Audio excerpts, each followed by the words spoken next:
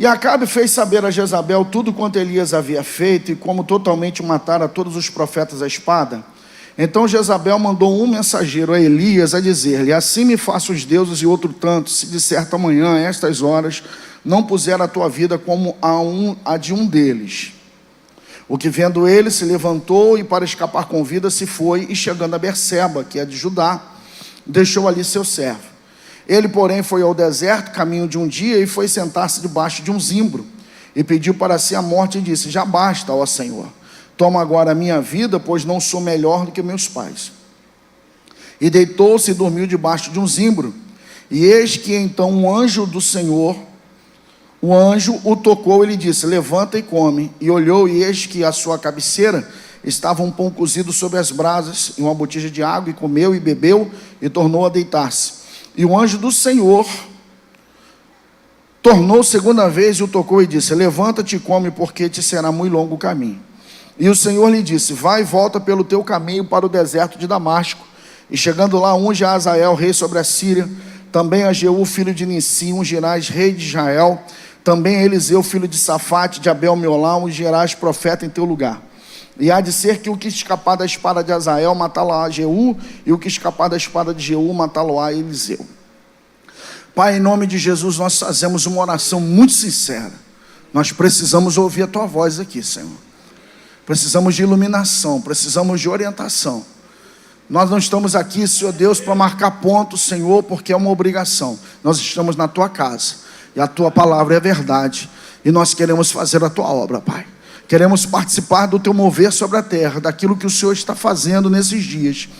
Fala conosco aqui hoje, é o que nós pedimos em nome de Jesus, e você diga amém. Então vamos lá. Quero falar com vocês hoje sobre um Deus geracional.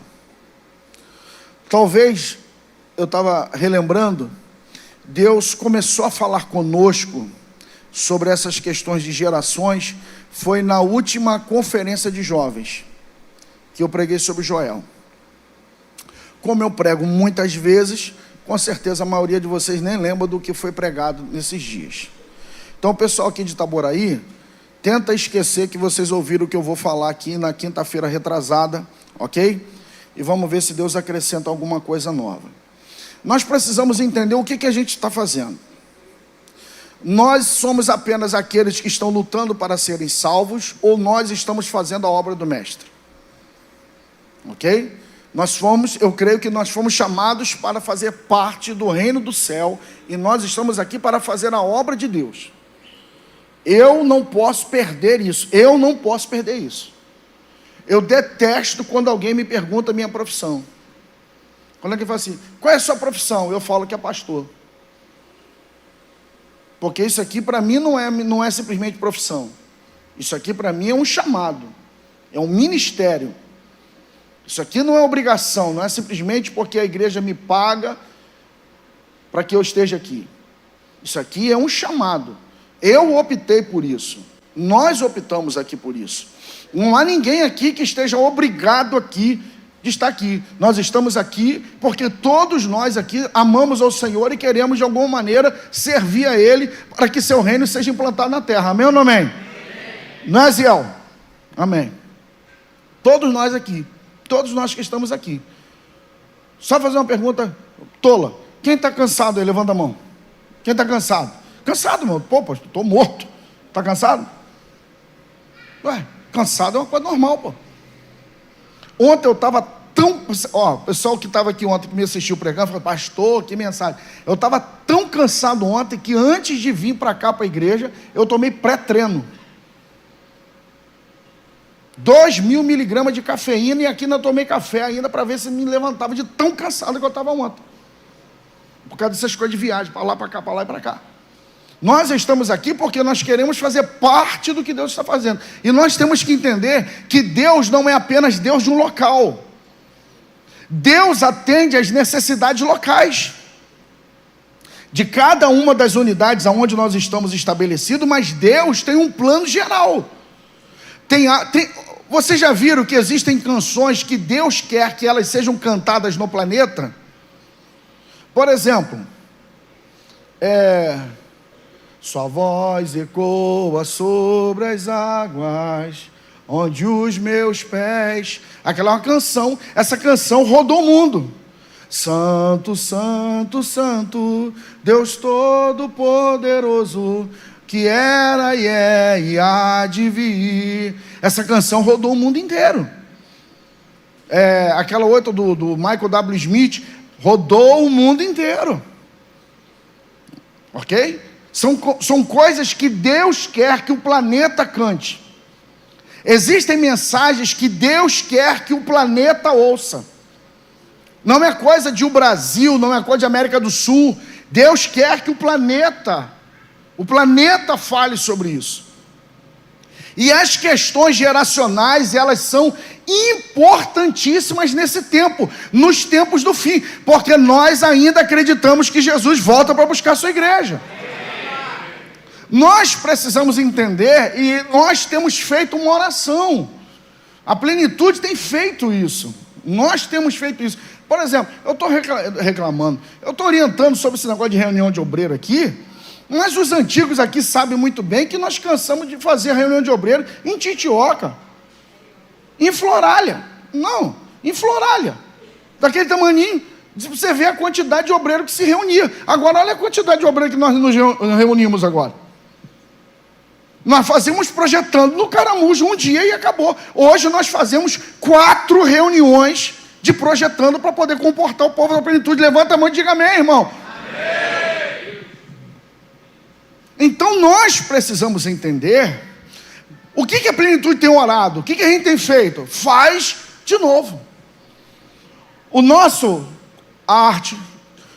tema, Pentecoste. Pentecoste, nós queremos isso, nós queremos esse avivamento. Só que a gente precisa entender de verdade que avivamento não é para dentro da igreja, avivamento é para fora da igreja. Avivamento de verdade, ele mexe na sociedade, não é animar a igreja. Isso é despertamento. Avivamento de verdade é um movimento do Espírito onde conversões em massa começam a acontecer. As pessoas são atraídas para o que está acontecendo dentro da igreja. Tipo, Rua Azusa. Bombeiros iam de madrugada na Rua Azusa para apagar o fogo, o incêndio. Por quê? Porque os vizinhos viam labaredas de fogo descendo sobre o teto da igreja. O avivamento do país de Gales, o avivamento Evan Roberts, 100.000 pessoas aceitaram Jesus. 100.000 pessoas. Não houve vencedor do campeonato em 1908 ou 9, 2 anos, porque ninguém queria no estádio. A polícia não tinha o que fazer, os bares fecharam. Para mim, a coisa mais marcante do avivamento de Gales, o que é? Os pôneis que trabalhavam nas minas de carvão puxando o carrinho, o pessoal mineiro, muito grosseiro, xingava demais, um linguajar tosco. Quando o avivamento veio, essa gente aceitou Jesus, os pôneis não reconheciam a forma de falar dos seus donos, e eles tiveram que comprar outra manada para treinar, porque eles não reconheciam. Os caras mudaram tanto que até os animais disseram, a gente não conhece eles. Animais dizer, irmão, é forma de falar. Mas uma coisa que eu entendo, sabe quanto tempo dura um avivamento? Em média? 3 anos. Por exemplo, é a parte que a gente não fala. A Azusa, ela influenciou de tal maneira que hoje o movimento pentecostal brasileiro é oriunda da Rua Azusa. Por quê? Daniel Berg e Gunnar Virgen foram na Rua Azusa, e lá na Rua Azusa foi revelado a eles o nome Belém do Pará. E eles pararam aí, lá no norte do país. Olha o que aconteceu no Brasil hoje aí. Porém, olha só, o Seymour, quando começou a pregar, ele não era batizado com o Espírito Santo. Ele falava do Espírito Santo, mas ele não era batizado. O Seymour, quando começou a pregar, uma senhora falou para ele: ora por mim para que eu receba o Espírito Santo. Ele falou: mas como é que eu vou orar para a senhora se eu não recebi? Ora, ela começou a orar. Quando ela começou a orar, o que acontecia na Rua Azusa? o fenômeno que aconteceu em Atos dos Apóstolos. Porque vocês sabem muito bem, nós somos uma igreja educada na palavra, que existem dois tipos de língua estranha. Existe a língua chamada língua dos anjos, que é o idioma celestial. E existe a xenolália, que o que é? Línguas naturais do planeta que são desconhecidas nossas. Então, para nós é estranho. Por exemplo, é a Ana Paula, como é que é o nome dela, da cantora? Ana Paula Valadão falou no podcast do Tisoscope, que ela estava reunida dentro da casa deles lá, um lugar que ela estava orando lá, e disse que o marido começou a fazer um batuque no violão, ela começou a falar uma coisa num som gutural e começou a bater na boca. Ela falou assim: Senhor, isso aqui é estranho demais. Aí a Nívia Soares começou a fazer a mesma coisa. E aí, meu irmão, só estava todo mundo em casa mesmo, largaram o aço, ficou aquela loucura lá. Vai batendo, algum batuque. E no final ninguém entendeu nada. Falei assim: Senhor, o que aconteceu aqui? A dona que estava lá, ela era missionária dos índios Yanomami, que o pessoal da missão queria trazê-la de volta, porque ela não estava tendo fruto na evangelização deles, e naquele momento, na língua dos índios, que para Ana Paula e para Mariana era estranha, estava falando para ela que Deus tinha uma obra com eles ainda lá na tribo Yanomami. Entende?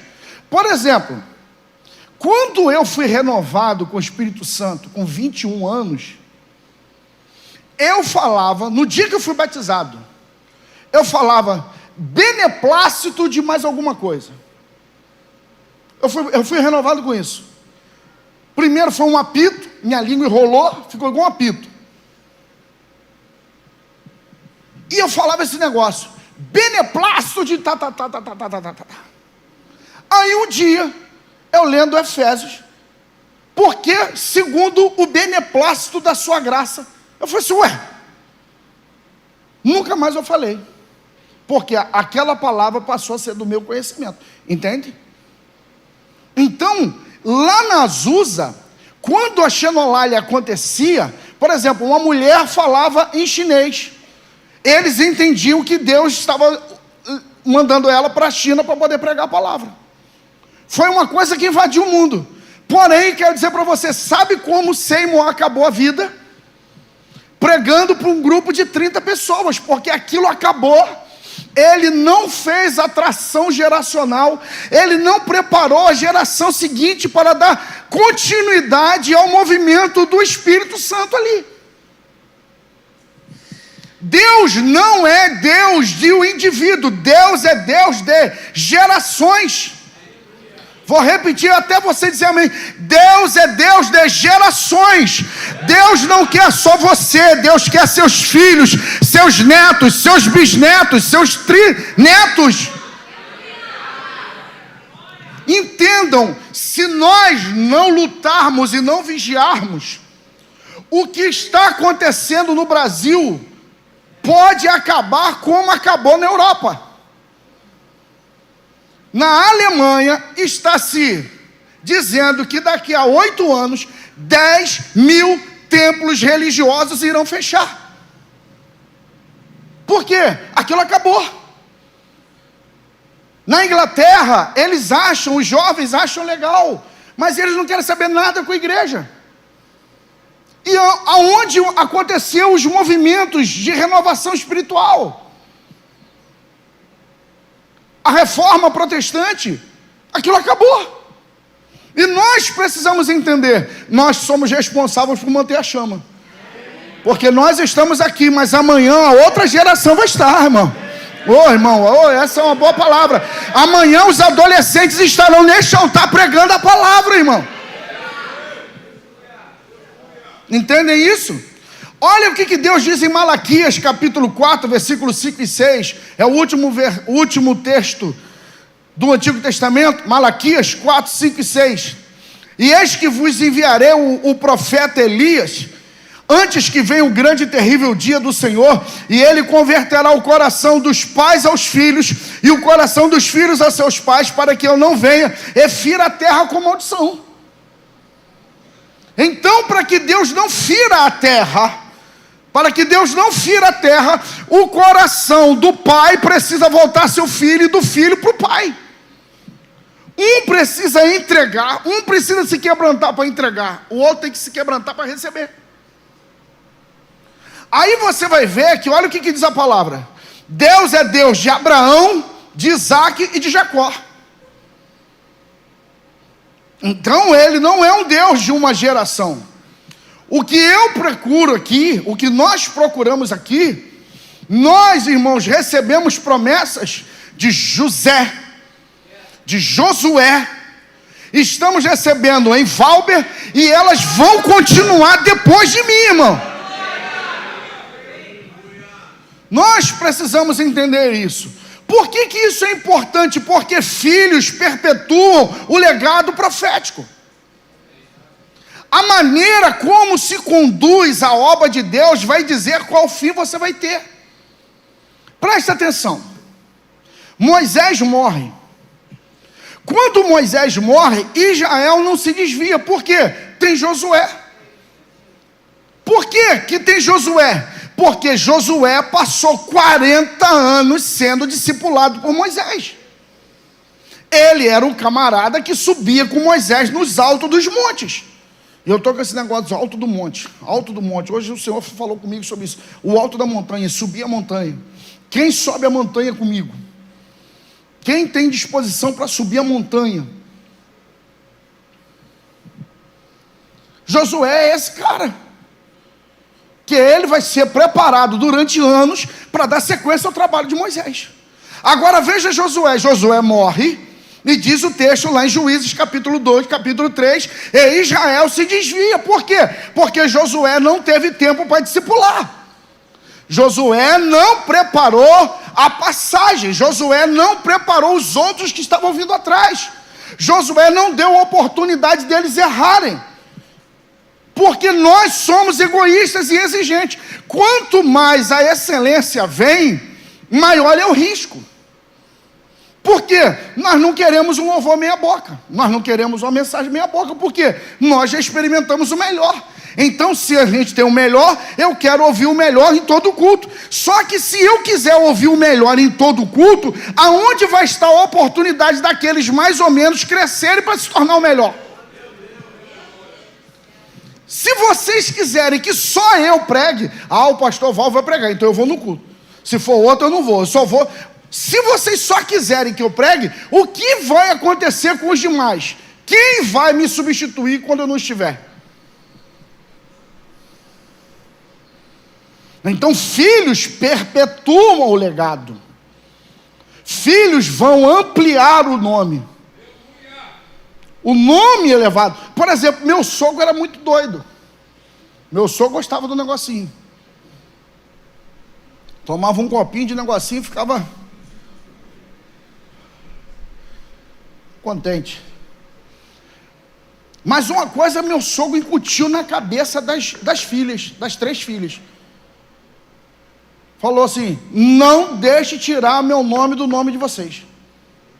Parece uma besteira. Não deixe tirar meu nome do nome de vocês. Porque antigamente, né? Hoje mudou, né? A lei mudou e tal. Mas antigamente, você tinha o nome final da mulher, ia para o meio, e o do marido, o nome final. Então, o nome de Kátia Cristina, porque Kátia é Cristina, tá? Kátia Cristina do Amaral de Souza. Então o sobrenome de Kátia qual é? Não me envergonha não. O sobrenome de Kátia qual é? Souza. O nome das crianças: Letícia do Amaral de Souza. Lucas do Amaral de Souza. Você chegava no Alberto Torres: eu quero falar com o Lucas. Aí chegava lá na porta do Jardim de Infância: Lucas Amaral. Eu falei assim: mas que desgraça é essa, pô? O nome do garoto é Souza. Mas por quê? O nome forte que meu sogro estabeleceu. Ou seja, ele está dizendo, não deixe que minha linhagem morra, faça com que meu nome, ele continue. Eu quero, tomara aqui, irmão, que essa mensagem não chegue tão longe, que fique entre nós. Olhe para mim aqui, olhe vocês que estão aqui, principalmente o senhor que está de cabelo branco. Olhe para aqui. Eu vi a maior Assembleia de Deus do estado do Rio de Janeiro. Eu acompanhei. A Assembleia de Deus veio para o estado do Rio de Janeiro, sabe para onde? Não foi na Penha, não. Sabe para onde? São Cristóvão. Campo de São Cristóvão, de número 200. Daniel Berg pregou lá. Daniel Berg, o fundador da Assembleia, pregou lá. Sabe quem era o bambambam de pregar lá? Gesiel Nunes Gomes. Sabe quem já pregou em São Cristóvão? Jimmy Swaggart. Tá? São Cristóvão era a nata do estado do Rio de Janeiro. Tudo que você vê de Assembleia de Deus no estado do Rio de Janeiro veio de São Cristóvão, número 200.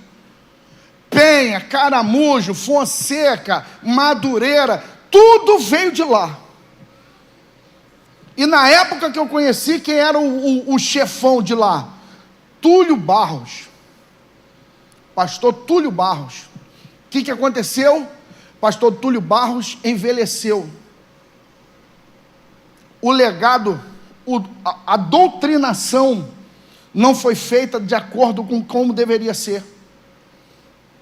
Filhos foram para os Estados Unidos, pegaram uma cultura americana, quiseram implantar uma cultura americana dentro daquele sistema, e não souberam fazer a modernização da igreja. Modernização de igreja não é expulsar os velhos da igreja. Modernização da igreja é juntar o velho com o novo. Todos eles cabem junto aqui dentro, todo mundo tem espaço aqui. Eu não quero uma igreja só de jovens, irmão. Eu quero uma igreja para todas as faixas etárias, aonde todos têm seu lugar.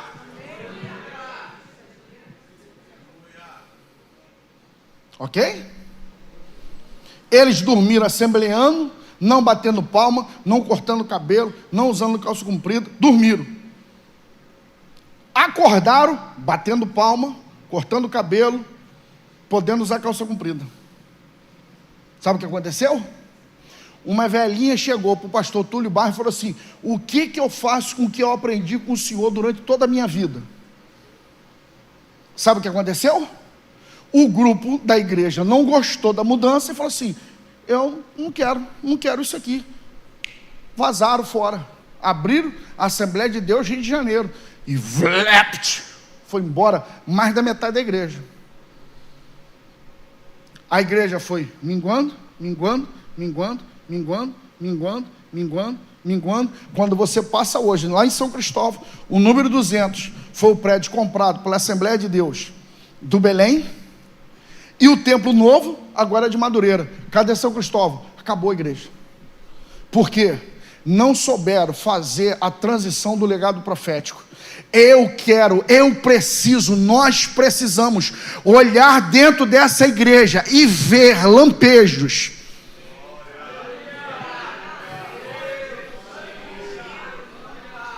Deus, ouça-me nessa noite, Espírito Santo, me ouça nessa noite. Nós precisamos, gente, escute, isso aqui é muito sério. Você dentro da unidade, você precisa ver em alguém, algumas pessoas dentro da igreja, os lampejos das manifestações de glória. Porque filhos vão perpetuar. Alguns não estão entendendo o que Deus está fazendo aqui. Eles não estão entendendo. Porque se vocês enxergarem como eu enxergo, eu deixei de ser pastor de vocês. Minha obrigação é enxergar mais do que vocês. Mais do que todos vocês. Aqui na igreja, vocês vão ver. Se vocês quiserem, fica aqui no final. Vem aqui na frente aqui que eu vou mostrar para vocês. Vai chegar aqui no final. vai vir aqui umas 4, 5, 6 meninas aqui, com um caderno de esboço, fazendo as anotações de tudo que acontece aqui na mensagem, e nós temos que assinar no final da história e tirar foto com elas. Tudo que está sendo pregado, está sendo anotado.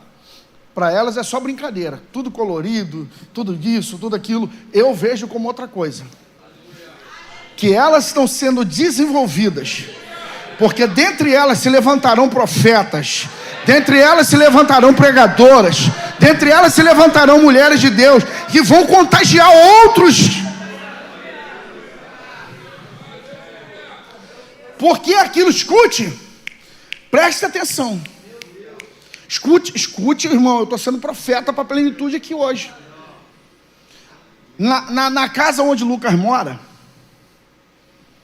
o registro do chuveiro ficou rodando, queimou aquele treco lá. Aí eu chamei a Marcilei para trocar. Só que aquele negócio é muito fundo por causa do emboço que foi feito errado. Marcilei trocou. Só que Marcilei deu uma chapada um pouquinho a mais. Aí consertou o chuveiro. Ao dia, quando eu estou chegando em casa, atrás do vaso, um aguaceiro atrás do vaso, eu falei, meu Deus do céu, quebrou outra coisa dentro da parede. Eu falei, sangue de Jesus tem poder. Por quê? Não tem nada a ver o chuveiro, o registro lá, o troço está vazando aqui. Aí chamei Jorge, falei, não, Marcilei não. Agora eu vou chamar Jorge. Jorge resolve. Jorge chegou lá, tirou o negócio. O que Jorge viu? Marcilei, na hora de apertar, rachou o joelho lá, o cano. Como a parede é toda de azulejo, a água tem que sair de algum lugar. Ela não saiu ali. Ali não dava para ela se manifestar. Para ali não dava para ela aparecer. Ela foi procurando caminhos. Ela foi procurando até que ela achou uma brecha onde se manifestar. É isso que o Espírito faz. Quando ele não acha lugar em determinada faixa etária, ele vai se movendo, até ele achar uma brecha. Eita! Até ele achar uma brecha onde ele pode se manifestar. Isso é a importância do legado. Porque se o velho não admira, o novo vai admirar. E Deus não tem problema de lidar com o novo ou com o velho, com muito ou com pouco. Ele lida com o coração disposto e desejoso. Filhos herdam tronos, capas e unções. Davi deixou tronos. Capas são ministérios. Moisés deixou para Josué. Unções, olha o que Deus disse: assim como eu fui com Moisés, vou ser com você. Ou seja, o que está sobre ele, o que estava sobre ele, vai estar sobre você. Preste atenção no que eu vou falar aqui. Prestem, escutem, olhem para cá, olhem para cá.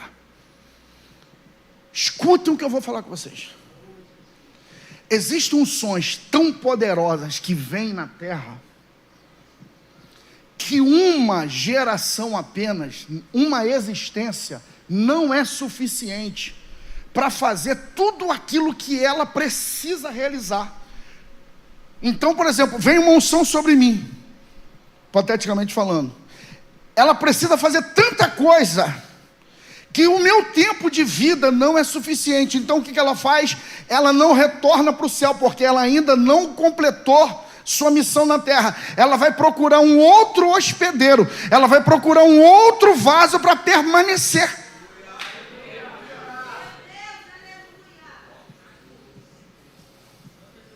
Uns herdam heranças, outros herdam legados.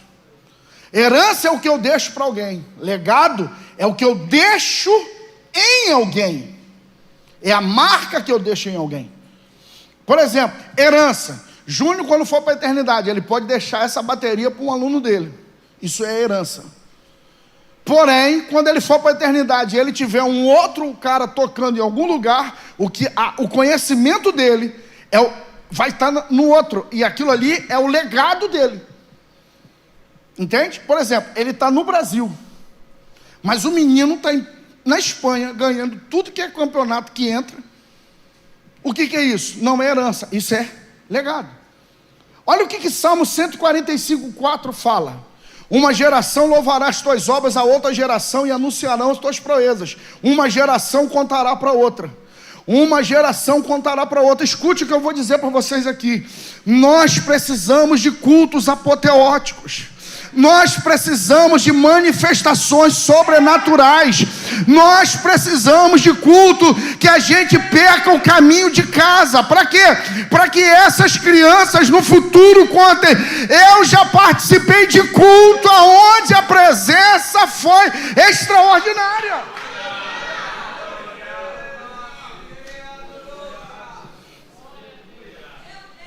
Não é por mim. Não é só o que eu sinto, não é só o que eu gosto de falar, é o que é necessário ser falado. Escute, aqui tem um monte de líderes aqui, a questão não é fazer, e nós temos muitos bons líderes, gente que faz, se a galera não vier junto, ele mata no peito e faz. Mas isso não é ser bom líder. O bom líder não é o que faz apenas. Bom líder é o que consegue levar outros a fazer. Eu não estou aqui, eu preciso de vocês, gente. Vem aqui comigo orar, irmão. Eu me sinto muito sozinho de manhã e eu preciso de gente para eu poder orar comigo. Fala sério? Não é porque eu preciso criar um ecossistema de oração na igreja. Eu preciso criar as formas de levar vocês a orarem, a jejuarem, a ler a palavra, a se parecerem mais com Cristo. Isso é o líder. O líder mostra para você o caminho. Aí vamos lá. Olha o que Ronald Reagan dizia: a liberdade nunca está mais do que uma geração de distância da extinção. Ele quer dizer que a liberdade que existe hoje, na geração seguinte, ela pode não existir. Nós estamos vendo isso no Brasil, irmão. Está diante dos nossos olhos. Isso está acontecendo diante dos nossos olhos. Diante dos nossos olhos. Nós estamos correndo um risco de nos tornarmos um país comunista. Uma outra Venezuela, uma outra Cuba, uma outra Rússia. Porque tudo está sendo trabalhado para isso. Então a liberdade não é coisa que a gente herda de uma geração para outra, mas cada geração precisa lutar para que a liberdade seja mantida. Tem um filme profético que eu gosto muito dele, O Príncipe do Egito. Pau, areia, água, subir, suspender, o ardor do chicote no lombo. Aí o pessoal nem sabe o que é. Mas Faraó, o pai de Ramsés, disse para ele: a corrente de uma poderosa dinastia é tão forte quanto o seu elo mais fraco. Nós podemos ser muito poderosos aqui, pastores gigantescos aqui, mas a corrente da dinastia plenitude, ela é tão forte quanto o elo mais fraco que estiver entre nós. Vamos supor que nós temos elos aqui poderosos que aguentam 50 toneladas. Mas se um elo da corrente aguenta só 5 toneladas, não adianta ter um monte de elo com 50. Se tem um de 5, esse 5 vai partir a corrente. O que nós temos que fazer? Fortalecê-los. Fortalecê-los. Preguem a palavra. Nós não somos igreja de movimento. Vou repetir. Nós não somos igreja de movimento. Nós acreditamos no movimento do Espírito, mas nós não somos igreja de movimento. Pode tirar foto, pode ter luz, pode ter fumaça, pode ter parede preta, mas o que sustenta uma igreja não tem nada disso. E outra coisa que eu vou dizer para você, o pessoal de mídia, é muito legal. Pastor, é meu ministério. Isso é importante, mas não é prioritário. Todo pessoal de mídia precisa ter um ministério de oração juntamente com esse negócio.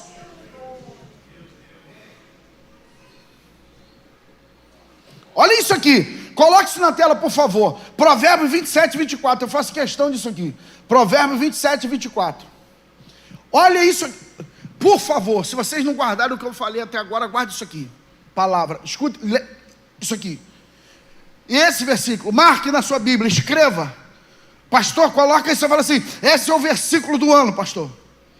Porque o tesouro não dura para sempre, e durará a coroa de geração em geração. Ele está dizendo que não vai durar a coroa, ela não passa automaticamente de uma cabeça para outra. E que tesouro não dura para sempre, o tesouro acaba. Aquilo que nós temos hoje é um tesouro dado por Deus, ele não perdura para sempre se nós não guardarmos e o multiplicarmos. Satanás não tem poder de gerar filhos, por isso ele tenta sequestrar os filhos de Deus. É matar nossos discípulos, é matar as pessoas que têm um chamado, que você vê, essa pessoa tem alguma coisa de Deus. Nós temos que olhar essa gente com misericórdia, nós temos que olhar essa gente com agressividade. Agressividade, pastor? Agressividade contra o capeta. Se você percebe que tem alguma coisa colocando em risco o ministério desse garoto, dessa menina, parta para dentro, lute, ore, dobre o joelho, fale, chame para perto, anda para andar com você. Existem dois tipos de filhos, naturais e espirituais. Irmãos, eu não tenho nada a ver com a família do pastor Josué, nada. Apesar de nós dois sermos Souza, eu não tenho absolutamente nada a ver com eles, nada a ver, nada a ver. Eu sou filho espiritual. Existem filhos naturais e existem filhos espirituais. Paulo não teve filhos naturais, mas Timóteo e Tito eram considerados como seus filhos. Os discípulos eram tratados como filhos por Jesus.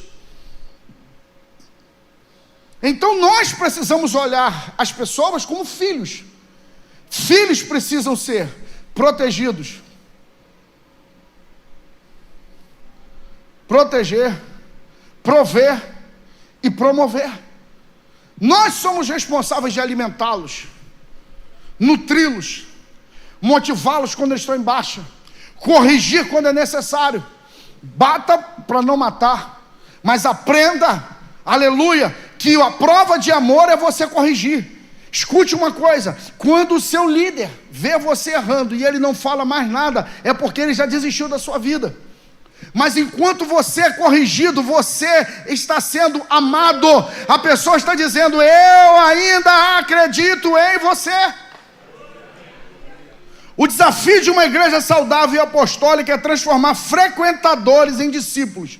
Essa igreja moderna, elas querem seguidores, elas querem os frequentadores, ok? Elas são midiáticas, elas gostam da experiência, mas não transformam esses frequentadores em discípulos. O desafio da igreja é tornar essa gente discípulos. Carregarão o nosso legado profético. Filhos amplificam o alcance do ministério profético, porque onde estiver um discípulo verdadeiro, a unção do profeta estará presente sobre ele. Agora escute uma coisa.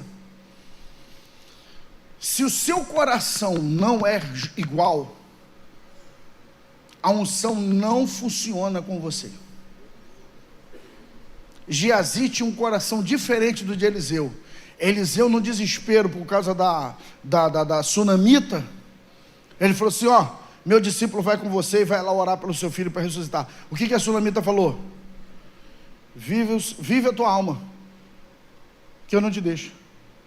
O que ela está dizendo para ele? Eu acredito em você, não acredito nele.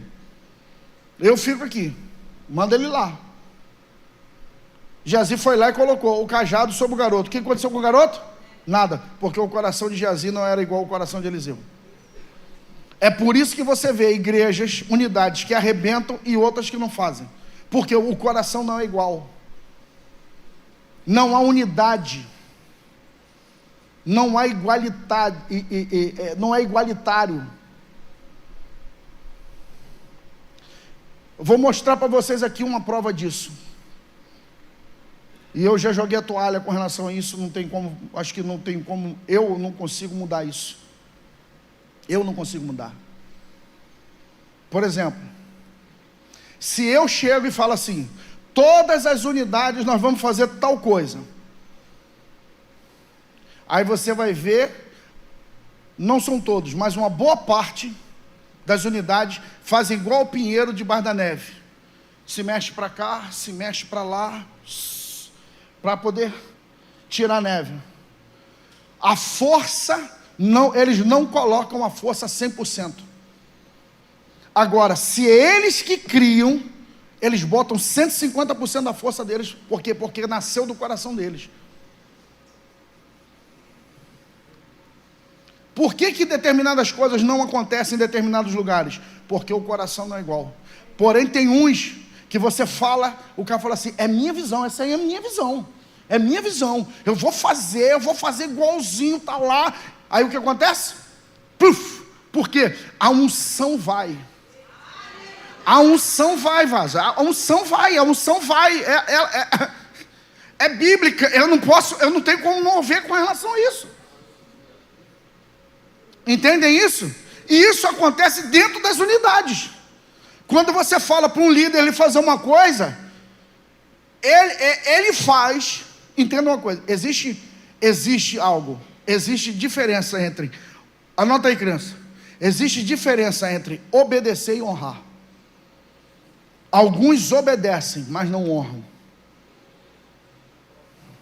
Por que não honra? Honrar é quando o coração está junto. Missão dada é missão cumprida, eu vou fazer. Para onde? É esse caminho aqui, estou aqui nesse negócio, acabou a história, e o mundo que se acaba, eu estou aqui. A unção flui, lembra do negócio da água? Que ela vai procurando lugar? Tem lugares que está fechado. A boca está dizendo que não, mas o coração está fechado. Escute isso aqui.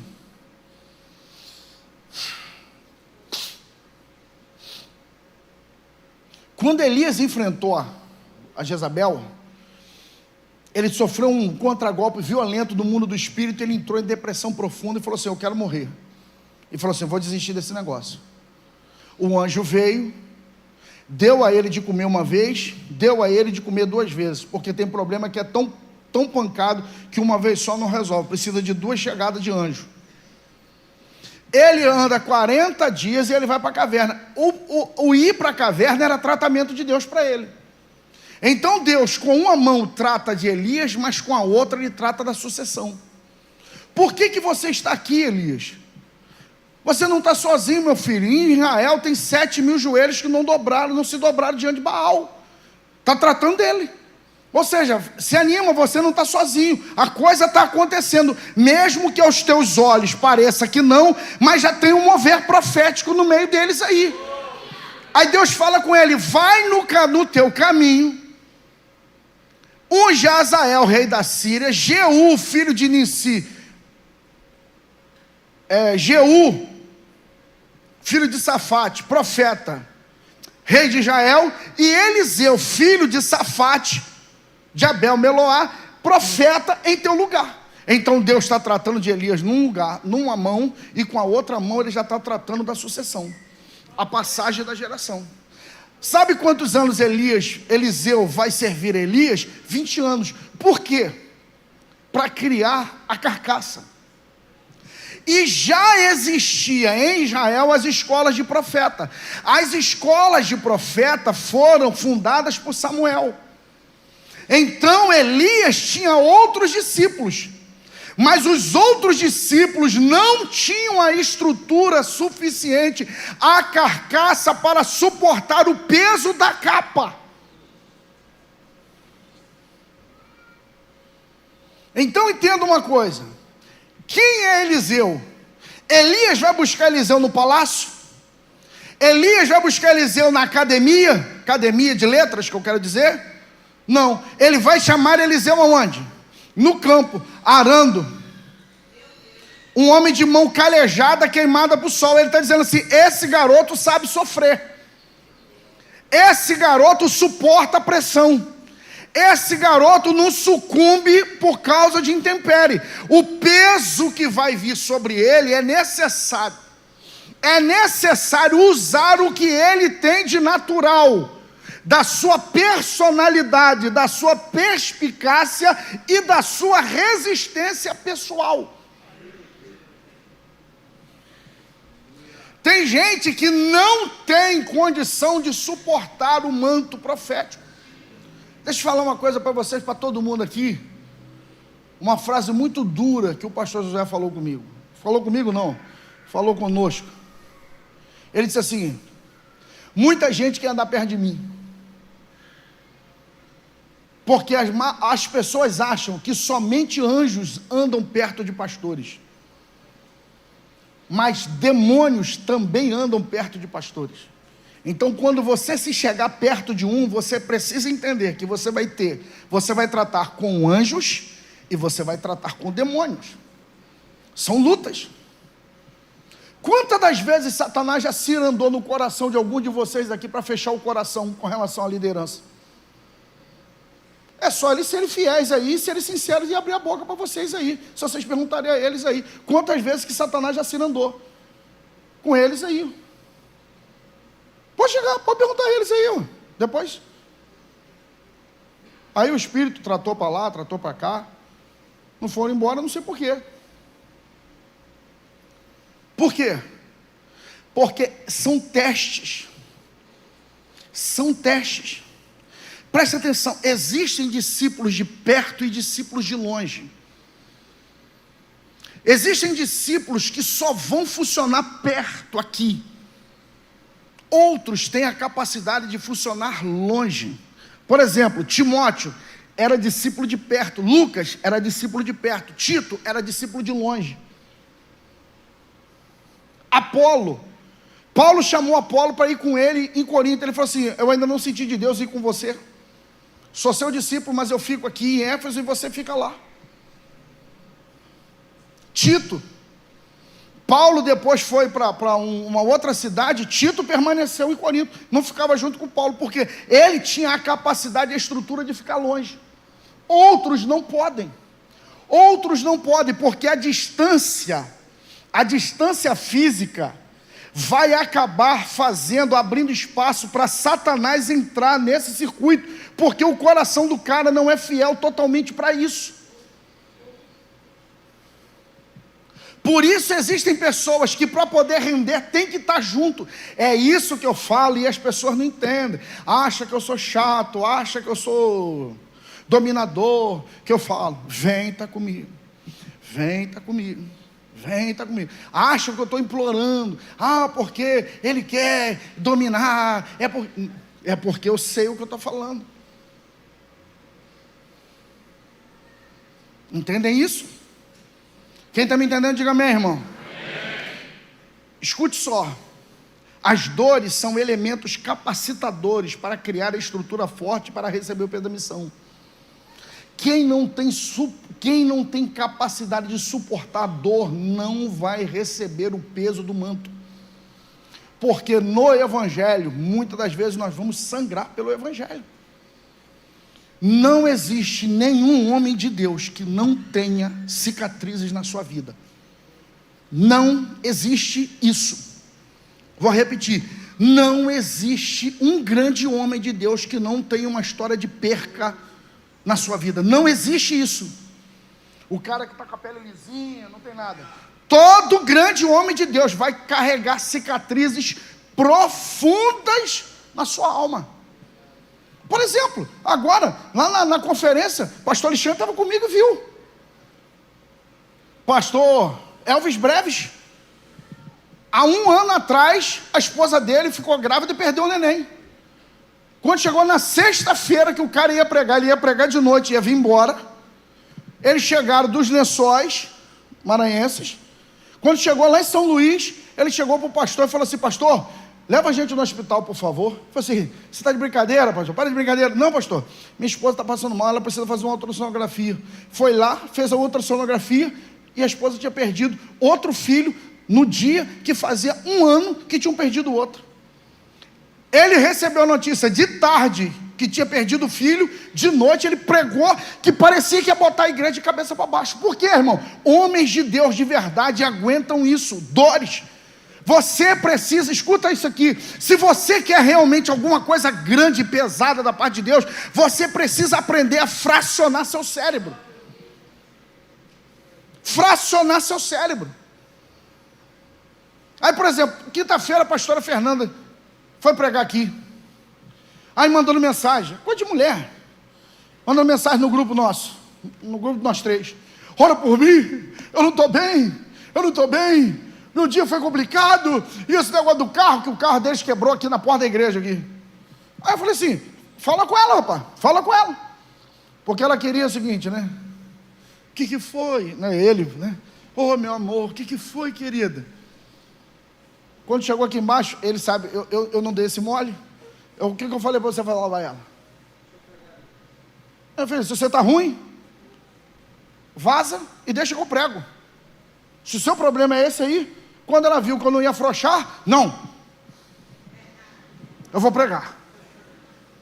E pregou. Eu falei assim, minha filha, você precisa aprender a dividir sua mente. Você precisa aprender a dividir sua mente. Não é todo dia que você sobe no altar 100% com tudo correto, rapaz. Tem dia que você vai subir aqui com a vida destruída, o coração ao último lugar que eu queria estar aqui, e aí você pega as suas emoções, bota lá dentro de um buraco que eu não sei onde é, e você vai pregar a palavra, e o problema depois você resolve. Isso são homens de Deus que aguentam o peso do chamado, rapaz. Esse mundo encantado, essa coisa cor-de-rosa que pintam para vocês, isso é mentira. Jesus disse, no mundo tereis aflição, mas tende bom ânimo, eu venci o mundo. Por exemplo, John Wesley é oriundo de onde? Inglaterra. E ele sentiu o chamado, vou para a América, né, o novo mundo, pregar para os índios. Aí pegou o navio e veio lá da Inglaterra para os Estados Unidos.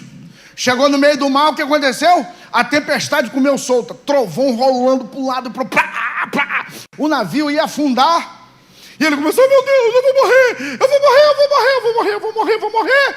E tinha um pessoal chamado os morávios, dentro do navio, e os morávios, tiroteio comendo, a tempestade comendo, e eles começaram a louvar, a adorar. Aí ele falou assim, vocês não estão com medo? Nós já estamos mortos. Nós já morremos para Cristo, nós não temos medo de morrer.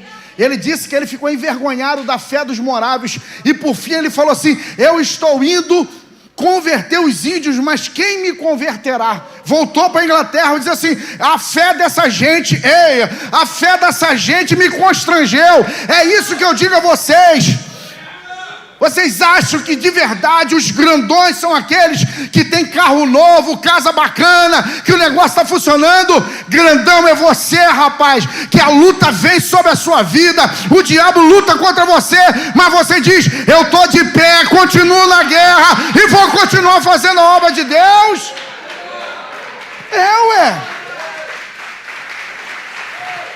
Acabou o tempo, irmão. Homens fortes criam tempos fáceis, mas homens fracos criam tempos difíceis. Homens fortes, irmão, tem problema, vou resolver o problema.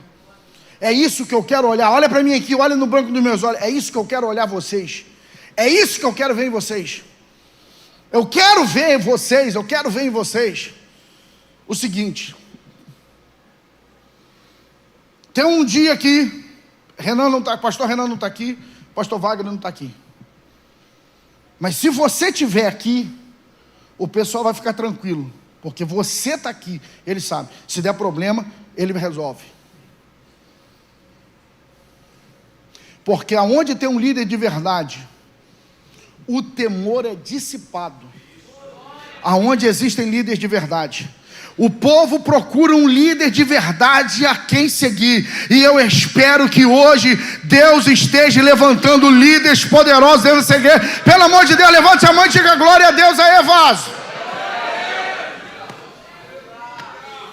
Eu tenho tanta coisa para pregar, irmão, sobre aqueles que devoram seus filhos, aqueles que permitem que sejam devorados, mas o tempo não dá. Eu quero declarar para vocês hoje, em nome de Jesus, dê as mãos às gerações. Dê a mão às gerações. Dê a mão às gerações. Dê as mãos às gerações. Puxem as crianças para orar. Puxem esses adolescentes. Ajude-os. Ajude-os. Você está vendo? Lá em Sacramento, o que vai ter lá em Sacramento? O que vai ter lá em Sacramento? Agora, em agosto. O que vai ter lá? Intenso. Dê o suporte para eles. Ajude. Ajude. Vai lá. Pastor, domingo não dá. Vai segunda-feira. Sacrifica. Mas pastor, eu não vou pregar, não vou fazer nada. Mas vai lá e diz para eles, mostra, eu estou aqui com vocês. Estou aqui, aleluia, para eles cantarem. Pode cantar torto e você vai dizer glória a Deus, aleluia. Porque são eles. Escute. Os grandes movimentos de avivamento não aconteceu com velho, aconteceu com gente nova. Alguns, os que entendem, não sou eu, os que entendem, vão dizer que a maioria dos discípulos de Jesus eram todos solteiros, com exceção de Pedro. Para quê? Disponibilidade, força, capacidade. Por isso, quando eu vejo esse garoto, acabou o culto, eles somem tudo, não presta para nada, são fracos, porque aqueles de verdade, meu filho, estou aqui, hein? Ah, pastor, saímos 1h da manhã, 6h da manhã está buscando. Vamos ficar de pé, vamos orar, porque não dá mais tempo, Eu falei com vocês que era 10 horas e vamos embora, vamos orar aqui, vamos levantar uma oferta e a gente vai embora para casa. Dê a mão aos seus irmãos aí, irmão. Lembra aquela coisa? Uma corrente poderosa. Uma corrente poderosa. Ela é tão poderosa, de acordo com o seu elo mais fraco. E nós não teremos elos fracos aqui. Nós não teremos elos fracos aqui. Nós não teremos elos fracos aqui. Nós não teremos elos fracos aqui. Nós não teremos elos fracos aqui. Nós não teremos elos fracos aqui. Se recuse a entregar, irmãos, o ministério que foi confiado a você do mesmo tamanho que te deram. Fala assim, eu vou devolver melhor. Vai ser melhor do que eu recebi. Aleluia, peça graça. E outra coisa, eu termino aqui, toca aí. Sabe o que me encanta nessa história de Elias e Eliseu? O que me encanta? É que Eliseu serviu Elias durante mais de 20 anos. Mais de 20 anos. E quando chegou a hora de partir, não dá para contar todos os detalhes. Elias pergunta para Eliseu, o que você quer? O que você quer? Lembra de Geazi? Queria dinheiro. Eliseu falou assim, eu quero porção dobrada do teu espírito. Aí você fala assim, ok, até aí tudo bem. Mas você sabe o que me encanta? É que ele morava com Elias. Então ele dormia e acordava com o cara todo santo dia. Entendeu? É tipo, Alexandre andou comigo aí 15 dias esse aí. 12 dias fora, mais uns 3, 4 aqui. Não sei se ele ainda vai querer unção. 20 anos. Depois de 20 anos. E Elias era um cara complicado pra caramba. A personalidade de Elias era complicada. Olha, homem de Deus, o rei mandou te buscar. Ele falou assim, se eu sou homem de Deus, caia fogo do céu, mata você e todos os seus soldados. Ele matou lá, irmão, 100 homens assim, torrado, porque ele não era de brincadeira. E Eliseu falou, eu quero o que está sobre você, porque depois de 20 anos, eu continuo te admirando. Depois de 20 anos eu gosto ainda de te ver pregar. Depois de 20 anos eu gosto de te ouvir orar. Depois de 20 anos eu ainda gosto de ouvir você cantar. Você cantar ainda encanta a minha alma. Eita mistério. Agora escute. Como que Elias foi levado ao céu como? Tem na passagem carros e cavalo de fogo e redemoinho. Eliseu subiu no céu em que, irmão? No redemoinho. E aonde entra o carro de fogo aí? O carro de fogo não era para Elias. O carro de fogo era para Eliseu. Por quê, pastor? O que Elias disse para ele? Se você me ver quando eu for tomado, olha o que ele falou, se você olhar para mim, então você recebe o que você quer. Aí veio, irmão, um carro de fogo, cavalo de fogo, anjo de fogo, e passa e separa eles. E o carro de fogo separa eles. Os dois estavam assim. Irmãos, se um carro de fogo passasse aqui em você, por você, então, irmão, o carro passou, o carro está esperando Eliseu fazer o quê? Olhar para o carro. Se ele olha para aquele carro, ele não vê Elias subindo, e ele não recebia. Então Eliseu faz o quê? Vai embora, carro. Meu olhar está nele. Meu negócio não é manifestação, meu negócio é o que está na vida dele. Meu negócio não é culto alegre, meu negócio é a unção que está sobre ele. Eu não tiro o olhar dele. Aonde ele for, aleluia. Aonde ele for, eu vou. Ou aonde ele pisar, eu piso. O que ele pregar, eu prego. O que ele acreditar, eu acredito.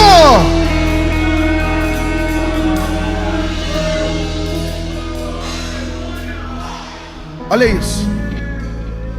Isso é coisa que não se ensina. Isso não se ensina. Ou você tem, ou você não tem. Você não ensina a pessoa a amar. Você não ensina a pessoa a admirar. Isso não ensina. Isso está no cara, irmão. Isso está no cara. Eu falei ontem aqui na igreja, aqui na mensagem de ontem. Eu louvo a Deus por o pastor Josué ter passado na minha vida. Ele foi perfeito? Muito longe disso. Mas, irmãos, a virtude que ele carregava, os ensinamentos que ele ministrava, mudaram a minha vida. Existe, irmãos, a minha vida é antes e depois. Existe um Valber antes de Josué Gomes e um Valber depois de Josué Gomes. Entende o que eu quero dizer? Eu ia para a Barreira do Vasco, na favela, com a marmita dentro da mochila, uma gravata dentro da... porque eu tinha que pregar de gravata. Eu saía correndo e no ônibus eu botava a gravata e saía na favela. Por quê, irmão? A admiração que eu tinha por aquela mulher. Eu admirava, irmão, aquela mulher. Eu admirava, irmãos, eu admirava aquela mulher. Hoje eu oro aqui de manhã sozinho, eu falo, eu quero a capa.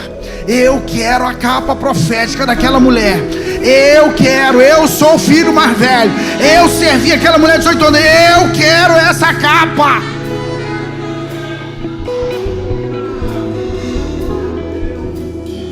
Me ajuda. Pergunta alguém do seu lado. Você está entendendo o que Deus está falando com a gente aqui? Pergunta para alguém, sério? Você está entendendo? Você está entendendo?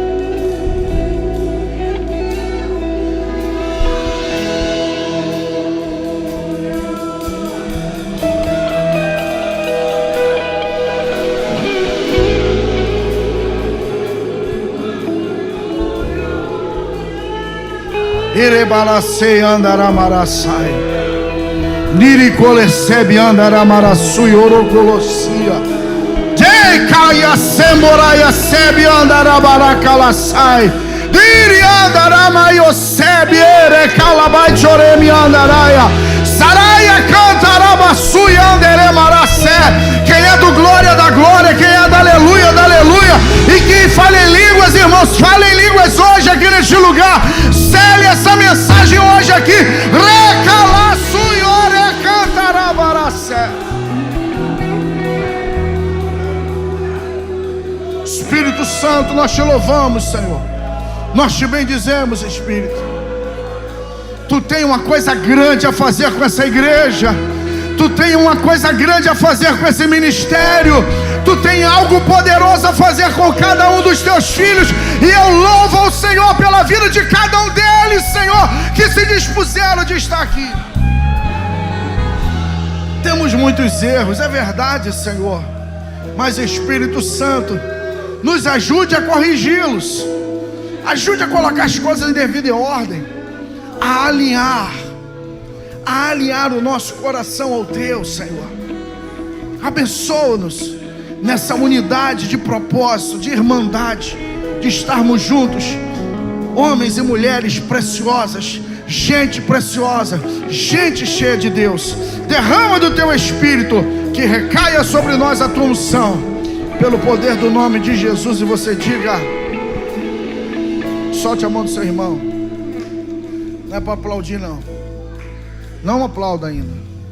Eu quero convidar você. Nós não temos esse costume porque eu não sou meloso, né? Mas hoje é necessário.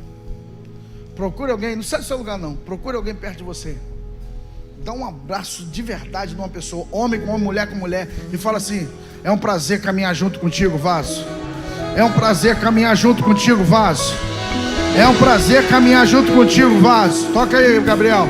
É um prazer caminhar junto contigo, vaso. É um prazer caminhar junto com você. Eu caminharia mais 2 milhas com você. Você é o homem da 2ª milha, que eu vou caminhar a 2ª milha com você. Vamos lá? Agora sim, aplauda Jesus na proporção na qual você recebeu essa palavra nessa noite, plenitude.